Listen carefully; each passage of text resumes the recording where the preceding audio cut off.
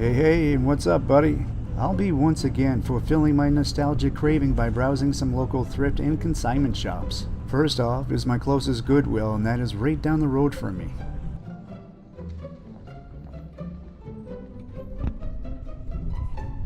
Heading straight for the record albums, I find some Conway Twitty. Anybody ever watch Family Guy? Get the reference? Skylander Games was such a huge hit for such a short time. Now they lay in used stores everywhere I go.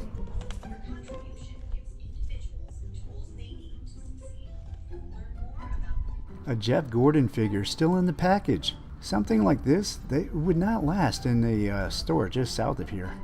I love browsing the used books looking for something good to turn up. E-books are convenient, but the paperbacks and hardcovers, they can't be beat. I've been wanting this book since the movie came out. Heard the movie had to change some material due to licensing. I want to see what made everyone so hungry for this book. Just had a look at this so I can feel disgusted again. Come on, guys love hating this. I love looking at these old alarm clocks. It was the first thing you saw every school day morning, and the music player at night when we were studying. Hated them, but needed them. This is just like my Keurig coffee machine at home. But someone donated this looking like this, and someone that works here just puts it up on the shelf? Yuck. Oh, well, looks like I just finished off its dirty life. Water fountains were everywhere once. I wanted one too. The only problem is that they always made that weird motor sound, totally killing that water trickling sound. Someone in my family had these. Maybe my grandma or my aunt. But there was something, to me anyway, about pouring milk and cereal into a bowl that looked like it was made by the material on your outdoor shed wall. Whoever once owned this was a serious Othello player to have invested in this nice fake leather and felt board kit. Looks older than me though. These Trivial Pursuits are still sitting here. These are worth a little to somebody. Especially this one, still in the wrap. Well, sort of. Yep, it says 1981. This is the classic. These were pretty neat when you were younger, but you outgrew them really fast. Never seen a Fox branded handheld game. It's golf too. I wonder if this is like old? Nope, '07. For those too lazy to walk to the nearby beaches here in Connecticut. Every grown woman back in the day brought meals to you in these floral bowls. I'd love to collect lunch boxes someday. These were the best at lunch in school and opening to see what your mom packed for the day. 2010, worthless to me. I love these realistic games from Avalon Hill and TSR. These are still in the box and complete, and in good shape. Never heard of SPI, but looks good, and I think I heard of this one.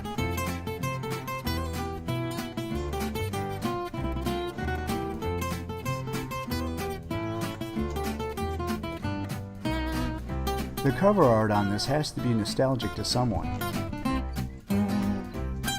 Reminds me of the cheap sci-fi books in the library when I was really little.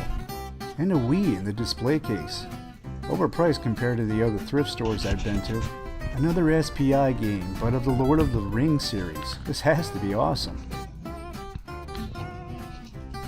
Now to a consignment shop that I thought was closed a long time ago. Turns out that one did close, and this is a new one in its place. Judging by the building, I thought it would be a little disorganized in here, but in fact it's quite nice. I thought these were cages for sale till I noticed something different. Bunnies. Curious little guy.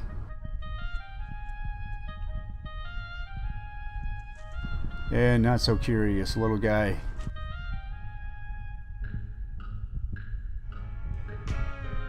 In the back they have a lot of kitchen and home deco type stuff, but I noticed that it looks like everything is cleaned off, unlike Goodwill's Keurig machine, and it doesn't smell like dust like other stores. Old decorative can of liquid hydrocarbon benzene, probably some old farmer's fuel can.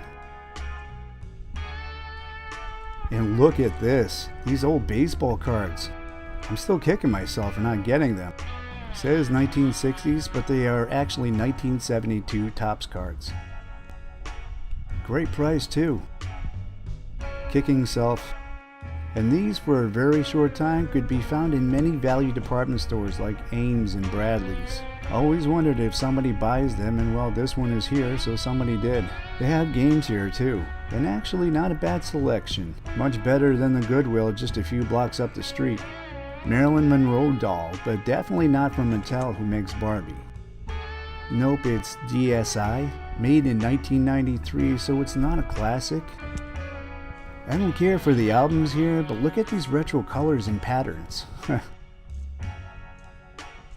Another saddle donated to a consignment store. What is with this? You'd think someone could sell this easily considering it's all leather. And who goes to a consignment store for a saddle, especially in a rich Connecticut? Now for some game browsing.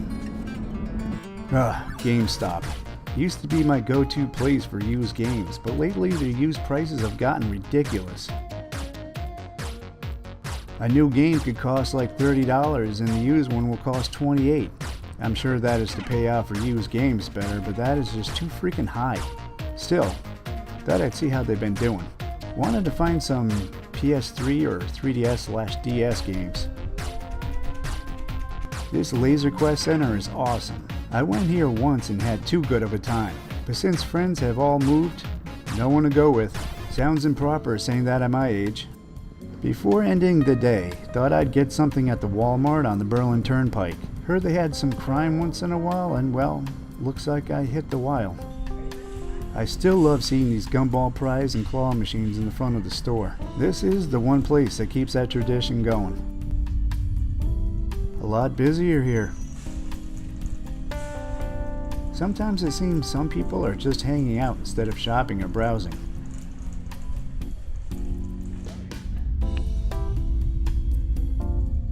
Needed me some TP.